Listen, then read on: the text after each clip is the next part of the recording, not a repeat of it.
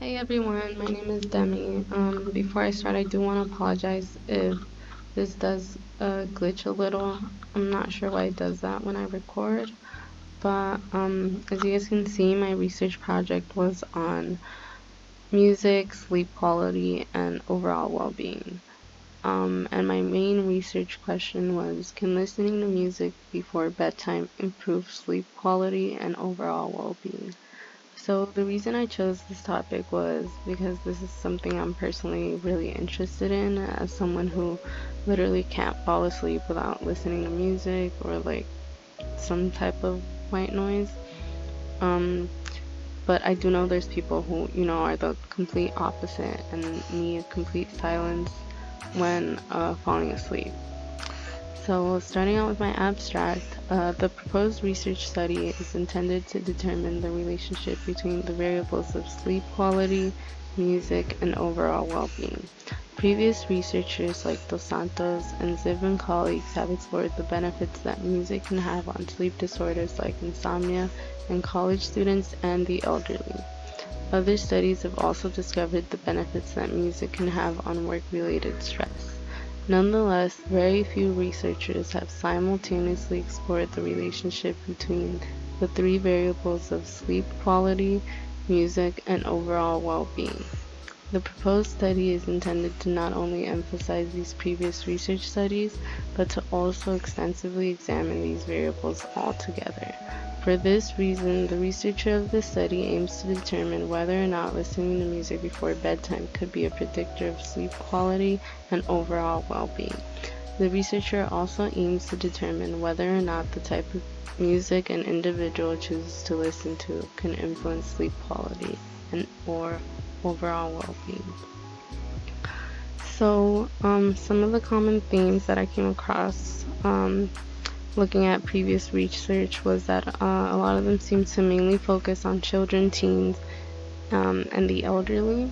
So I know that they focus on the elderly because this is the age group that basically is mostly affected by sleep disorders like insomnia and sleep apnea and stuff like that. I'm not too sure why they focus on children and teens, but I think it has a lot to do with my second bullet, which is that music seems to be a successful non-pharmacological alternative to treating sleep disorders like insomnia. So, maybe this is the age group that would probably benefit the most from this. And another common theme was that sleep quality seems to be more influential than sleep quantity when it comes to obtaining restfulness. So I think somebody asked me in one of my discussion posts what I thought was more important, sleep quality or sleep quantity, and I told them I wasn't too sure, but it turns out that, yeah, sleep quality seems to be more beneficial. So for this reason, a lot of researchers are inclined to measure subjective sleep quality rather than quantity, and also rather than objective sleep quality, which would probably require, like brain scans and stuff like that. So for my method, I propose to reach out to 100 college students from all over LA using a convenient sampling method. There would be a consent form and a demographics form, which I would include some music preference questions in there as well. And this is to measure one of my independent variables of, music. I want to know whether my participants listen to music before bedtime, and if they do, what kind of music. So maybe they listen to happy, upbeat music, or maybe they listen to sad music, or maybe they listen to white noise. To measure my independent variable of sleep quality, I have the Pittsburgh Sleep Quality Index, which is a 19-item self-report questionnaire that assesses sleep over the duration of a month. So basically, this is a survey that just asks participants about their sleep habits, when they usually go to sleep, when they usually wake up, and things like that. Next, we have the Satisfaction with Life scale, which would measure overall well-being. and this is a 5-item survey that measures a person's sense of overall well-being and contentment with life. So for my projected results, I would say they're largely based on the previous research that I found. So I predict that there will be a positive correlation between the variables of music, sleep quality, overall well-being, as supported by Majid and colleagues.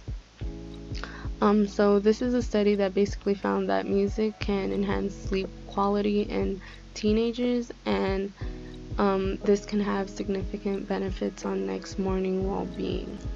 And what they mean by next morning well-being is basically feelings of restfulness.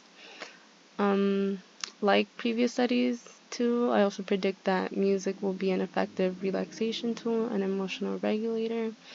I feel like, if music can help sleep disorders like insomnia, like why wouldn't it be able to help just to enhance regular sleep quality, Next, I predict that there will be a positive correlation between sleep quality and overall well-being, as supported by Blackwell and colleagues and the U.S. Department of Health and Human Services. So, as you guys may know, good sleep quality is actually associated with many health benefits like boosting your immune system, reducing stress, improving your cognitive function, so memory, attention, improving your mood, which leads me to my next point, which is that past research strongly suggests that adequate sleep quality is not only a basic physiological need, but a basic psychological need as well.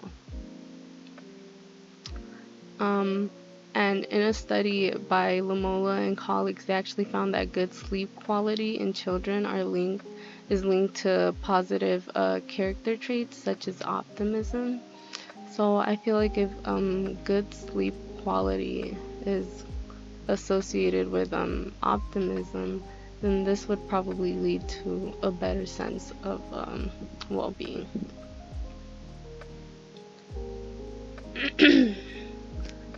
So, the goal of the proposed study is to determine whether or not music can be used as a practical tool to enhance sleep quality and overall well-being in college students.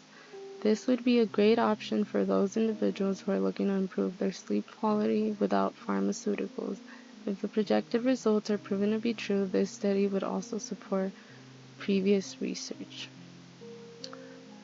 So one outstanding limitation that I think is obvious in this study would be our sampling method. As I mentioned, I wanted to use a convenience sampling method, which we know has a high likelihood of a sampling error. So a simple random sample would be more ideal for this type of study. Another limitation would be that the study would be based on self-report data, which, as we know, there's always a possibility of a response bias there. Another limitation is that I realized that we, not we, I mean me, I did not get enough, I didn't think about getting enough information about the participants, so maybe I would like to know if they had sleep disorders beforehand. Maybe they don't listen to music before bedtime every day. Maybe it's only a few days out of the week.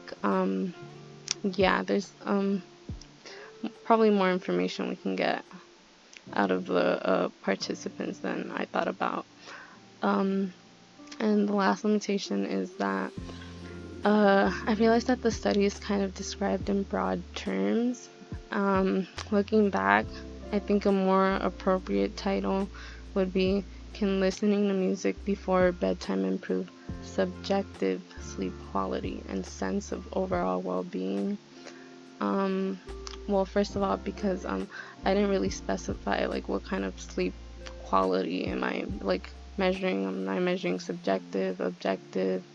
Yeah, and then I added the sense of overall well-being because really what we're measuring here is people's sense of life satisfaction, sense of overall well-being. We're not really measuring overall well-being. If we were to measure overall well-being, we'd basically be looking at multiple areas of a person's life. So yeah, this basically has been my research project. Thank you guys for listening.